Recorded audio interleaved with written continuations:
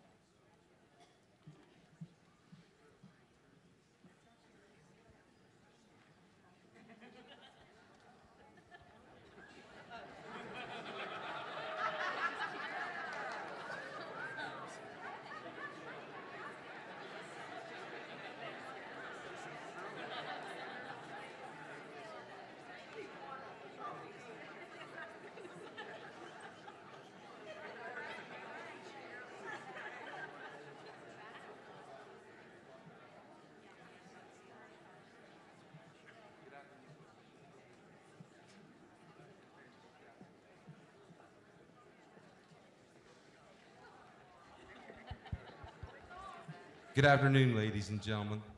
Before we get started, the governor, as you can tell, is joined by quite a crowd behind him here today. The governor will be the only one that's answering questions during the press conference. If afterwards members of the media would like to ask questions of any of the folks that are up here, feel free to do that. But when the governor concludes the press conference, he'll be leaving. And then if you have any further questions from the folks that are standing, again, I'm sure you're welcome to try and talk to them. So with that, I'd like to introduce the 36th governor of the great state of West Virginia, the Honorable Jim Justice.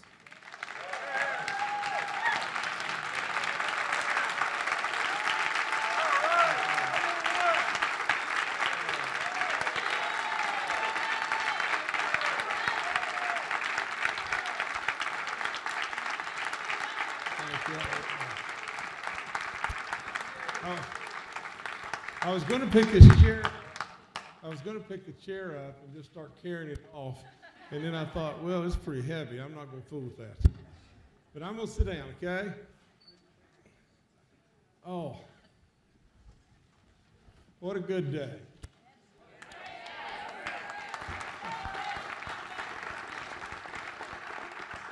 Now, joining me, standing behind me, is some brave and hardworking, and I'm sure tired, as we all are, you too, and everything, but good people. And those that maybe aren't here, we don't need to look at them in a bad way. We really don't. Because all of us have opinions, and all of us have ideas, and all of us feel like our ideas are correct. And that's the beauty of this whole system. It worked. It was a rough road, but it worked. Now, if I could introduce some of these wonderful people behind us, the first person that has stood right with us, right from the get-go, is our Speaker of the House, Tim Armstead.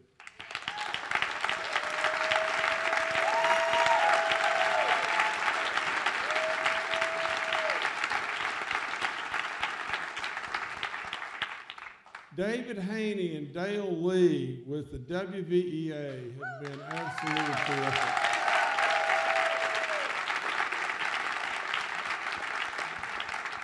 Christine Campbell, and I can't call him Bob Brown because I always refer to him as Bobby, from the WVAFT. Please give him a great applause.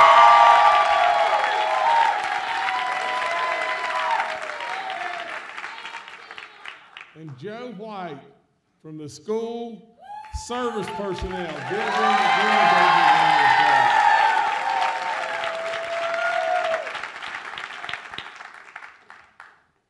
Now let me deviate a little bit from my notes and just tell you this. That, you know, a long time ago, I became a coach. And then I mentioned that in the State of the State. And really and truly, there's so much of this that seemed like that we still needed a coach. And what does a coach do when really things are really tough? A coach really looks at his own convictions. He really believes in something, and he believes something will really work. And you know, really, you can say what you want, but I have always believed in education, and I think it should be our centerpiece. And in some way, somehow, a coach sometimes, when he maybe isn't thinking quite right about something, a good coach is always willing to step up to the plate and say, you know, I wasn't thinking about that the right way, and I did that.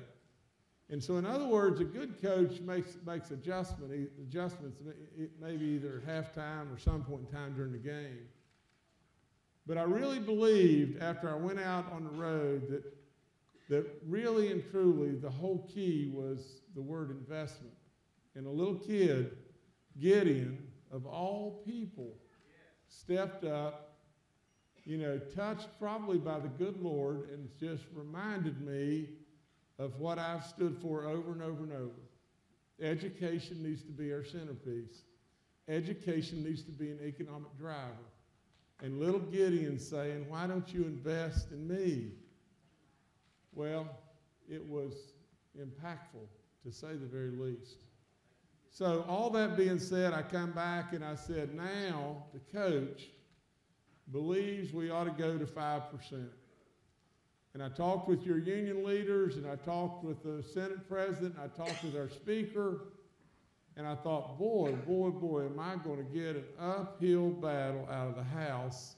And the Senate's going to be tough, but the House is really going to be tough.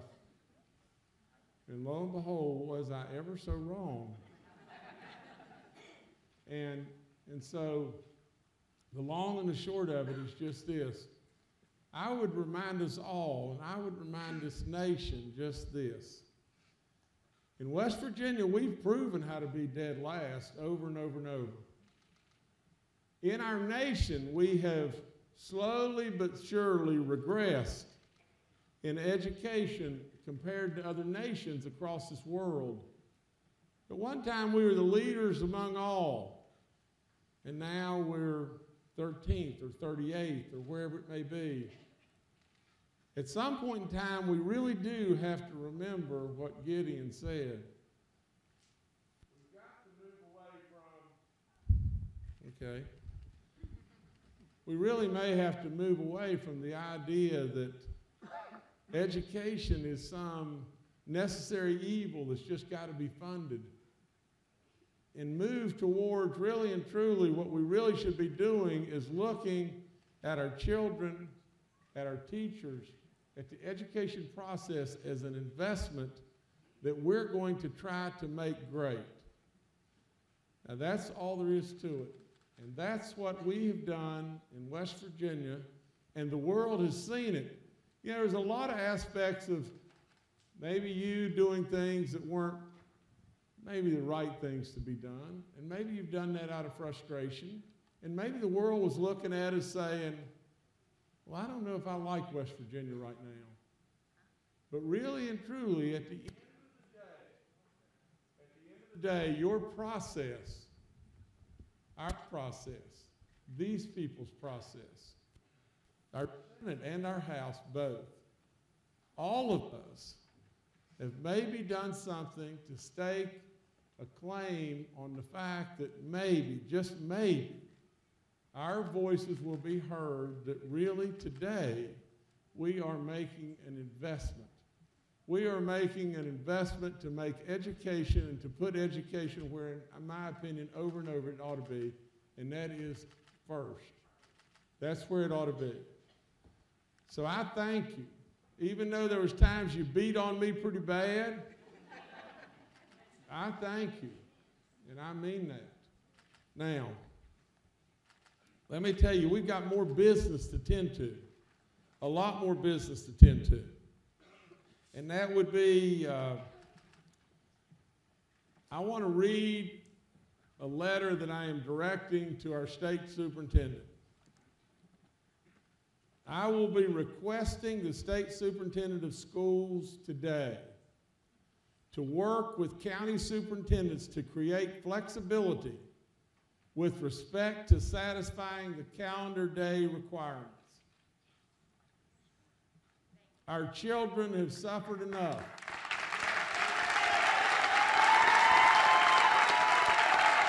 Yeah, I don't have a light up here that says applause. Oh, okay. Our children have suffered enough. We need to return some sense of normalcy to the education process. Families should and will have the time for their summer vacations. Our son, this one is the most impactful to me. Our summer reading and reading programs should and will start on time. Just think about this. We could have endangered federal dollars that could have stopped maybe a summertime feeding and reading programs that could have impacted a lot of kids that need us really badly through the summer. Today is a new day for education in West Virginia. We will move forward. No more looking back. West Virginia renews its investment in education and our precious children today.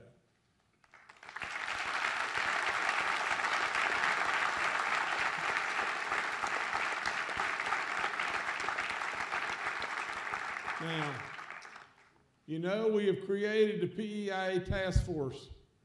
And you know I have done my appointments and we're waiting on some others to get names to us and get it all put together. And it's just like anything else, whether you budget at your house or whatever you do, at times it takes a little longer. And now we're looking at all the appointments will be in place by Thursday.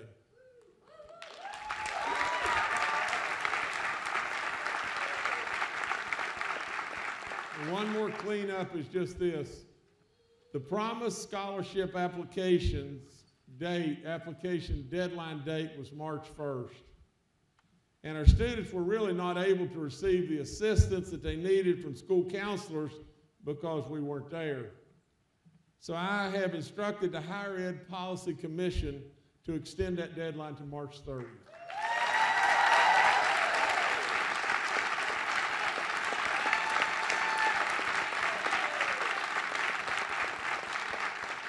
Now, I'll take your questions, and don't beat me up too terrible bad because I've got some wonderful things to do here. Yes, sir. Bring your questions to the microphone, please. Governor Justice, I'm a reporter from the World Socialist website. You tweeted this morning that you found additional budget cuts to pay for the raises, and the Senate Finance Chairman Blair said these would be deep cuts, $20 million in general service programs as well as Medicaid. So are you saying that what you're about to sign, not only does not address the full funding of the PEIA, but it could also be paid for through cuts to low income and poor children in their Medicaid, children that teachers teach? There's not a chance on this planet that's going to be the case.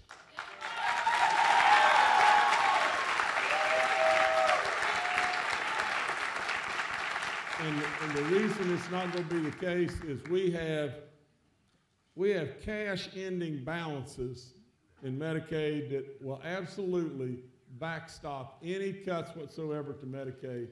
And we will not let our people that are on Medicaid suffer in any way. The other thing, okay. The other thing is this, not cut, reduction in Medicaid, we feel like that it won't be needed because we ended up with a cash surplus last year in Medicaid of $173 million. Now, in all honesty, we think a reduction of $10 million in Medicaid is just prudent. We absolutely don't think we'll need it, but if we need it, we have the cash balances in the Medicaid coffers right now to cover it, hands down. No one needs to worry one instant about a Medicaid cut. And the other thing is just this, and I don't agree with this. I put $58 million into the revenue, and nobody can stop me from putting that in there. And I absolutely believe with all in me that it is rock solid numbers. Now, it came that maybe from whatever the reason may be, face saving or whatever the reason may be, that what we wanted to do is say, now hold on, we're not going to use that money on day one, which that money will be there. We're not going to use that money on day one. We're going to wait till the money's come in here and everything. Well, I mean, from my standpoint, I don't have a problem with that. I know the monies are going to be there. But if need be, there are all kinds of mechanisms to backfill, cutting into the stew, whatever it may be, you know, as far as our supplementals or whatever it may be as far as Medicaid, we're good there. We're good. We don't even need to think about that. Next question, please.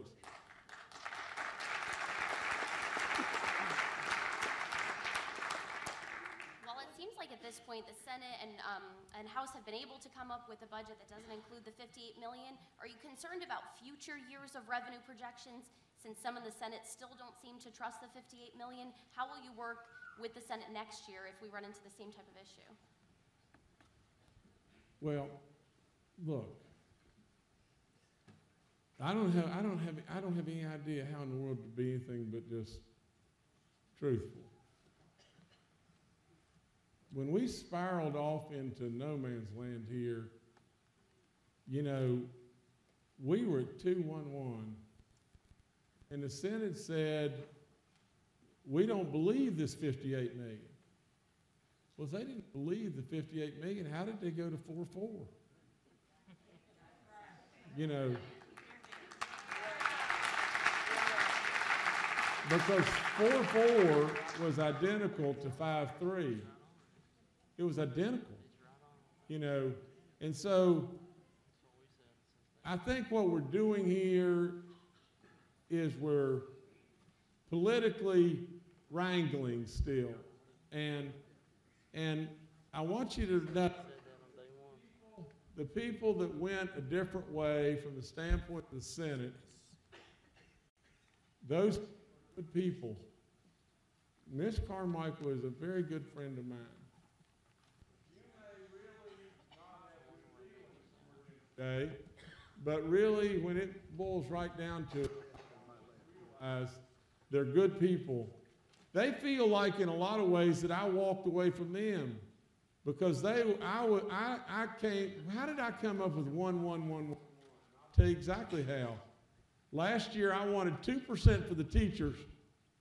I couldn't get there because really the message back to me all the time is we want to do it for all. So I did 1 for all, 1 more for all, and 1-1-1 for the teachers.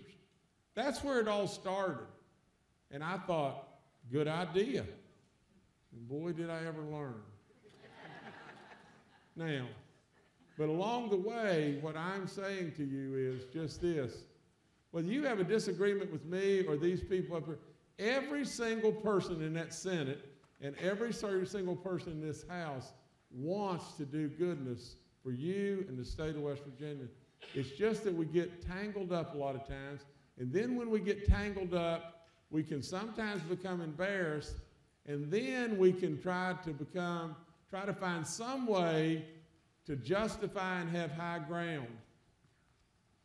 You know, unfortunately, we are politicians.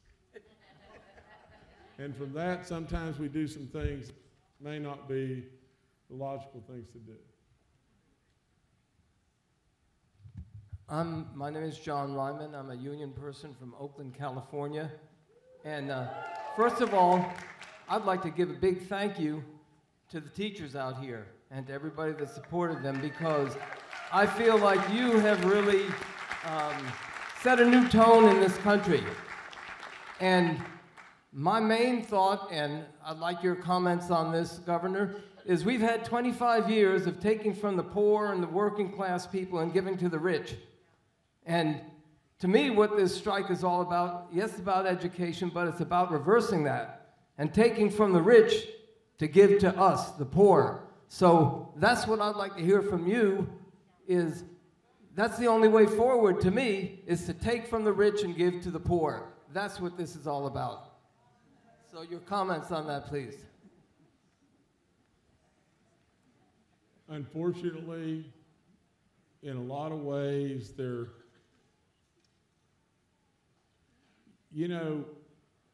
let me say something it's something that I know holds us back.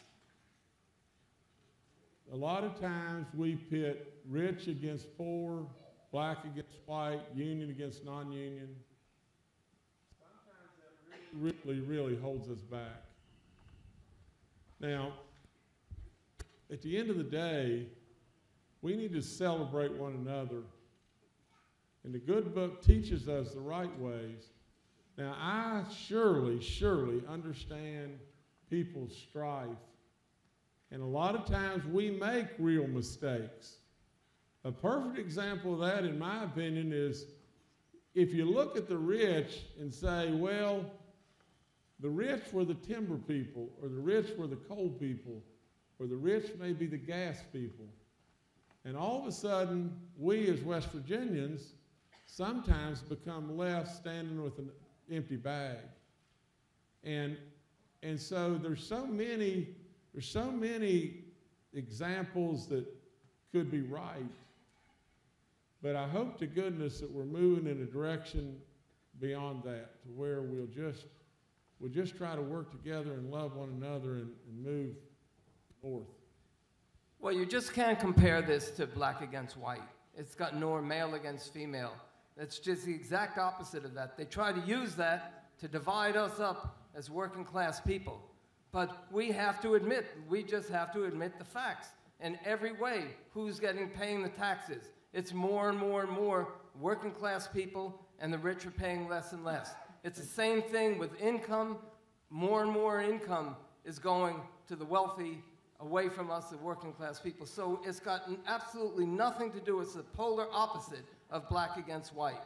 But it is just reality here of that's what's been happening in this country. The governor has time for one more question now. Governor Bolts Willis, I do have a question, but I'll wait till you sign the bill.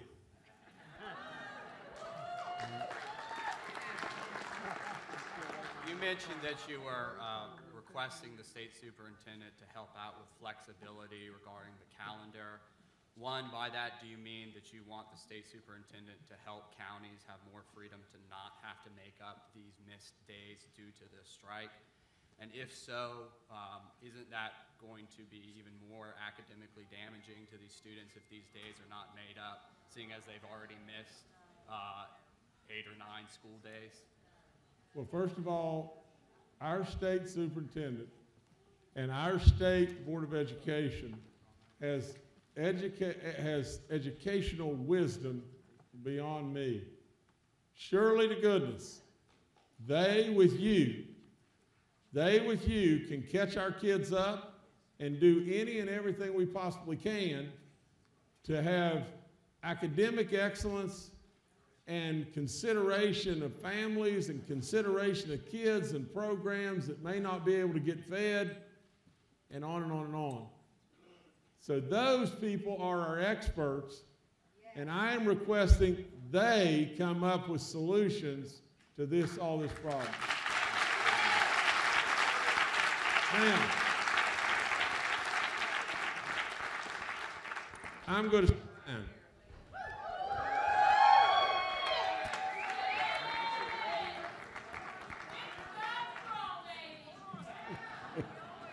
All right, now don't y'all give me a hard time when I'm doing this, okay? That's our governor.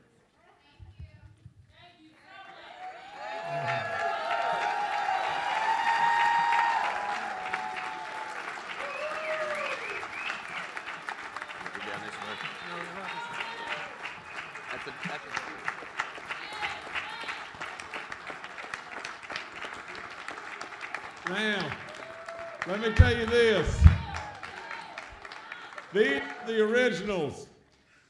And this pen, I'm going to sign all these, and I'm going to give one of these pens to these great people that are behind us, and everything, but this pen, in signing these original 4, I'm going to give this pen to our first grandson. I'm going to give this to James or Justice Charles Long, because I do believe we've created history today.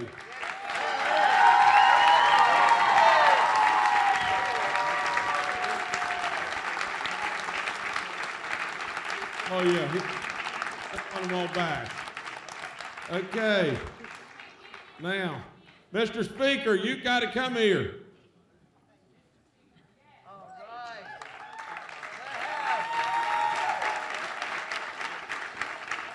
You deserve the first one, sir. Thank you, sir. Thank you for everything.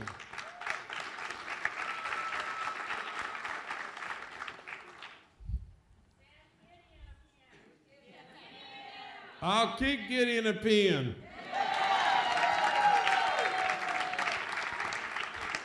Okay, Dale Lee, where are you, sir? There you go. That's yours.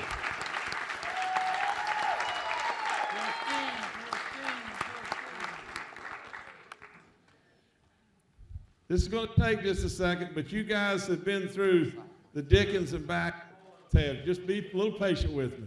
Okay, this one is David Haney. Thank you, David. Thank you. Christine, I'm signing yours right now. Don't throw nothing at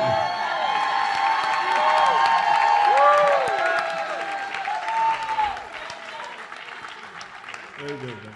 Way to go. Proud of you.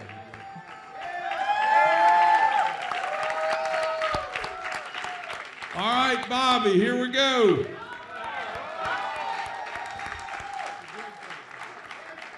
There you go, sir. Thank you, Bobby.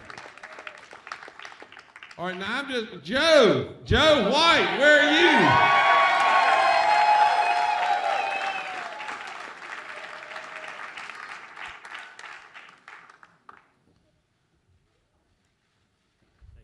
All right, thank you, Joe. All right, now, Mr. Speaker, come down here. Now, I'm going to sign one right now for Gideon. Let me do that.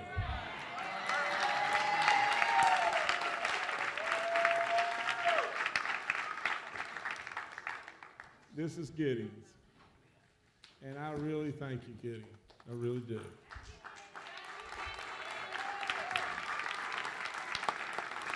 Now, don't y'all get upset with me, but it took a lot of courage for them to get across the finish line, too. And I'm signing this one for Mitch.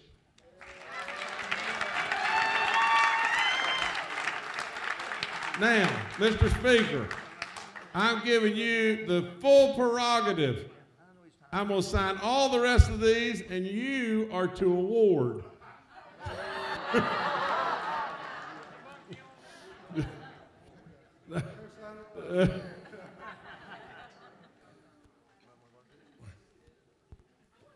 Okay, now, you got to bail me out there, Mr. Speaker. You stood with me rock solid. Help me a little bit. Okay, that'd be great.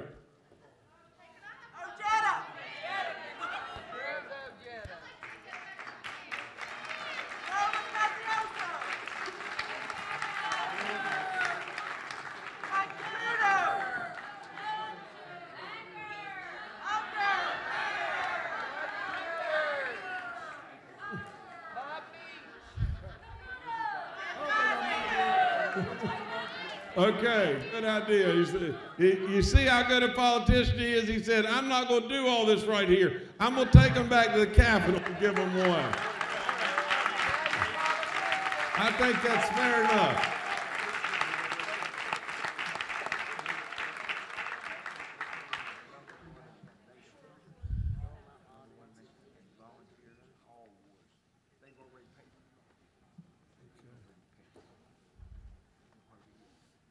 I don't have many more to go.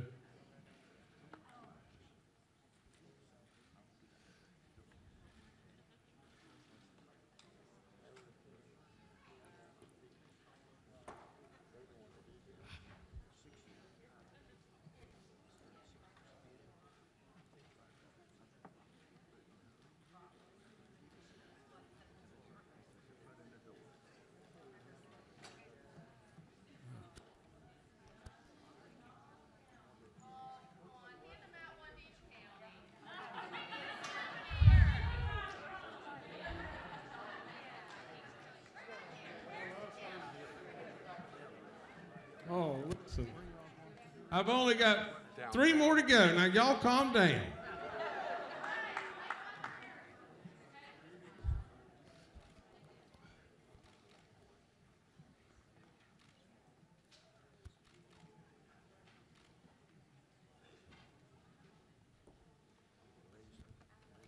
Now, let's do this.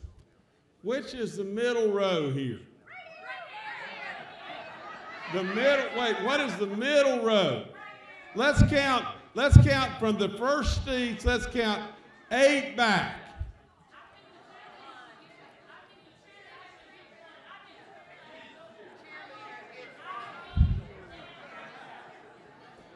All right, we're counting 8 back, and then the speaker is going to whisper a number to me. Whisper a number between 1 and 20. All right, now we're counting 14 over. 8 back, 14 over. Come on now. Somebody do the counting. And count 14 over. Now come on, do that. Hey, y'all are teachers, for crying out loud. All right, this one's yours. Listen, God bless you. Thank you so much.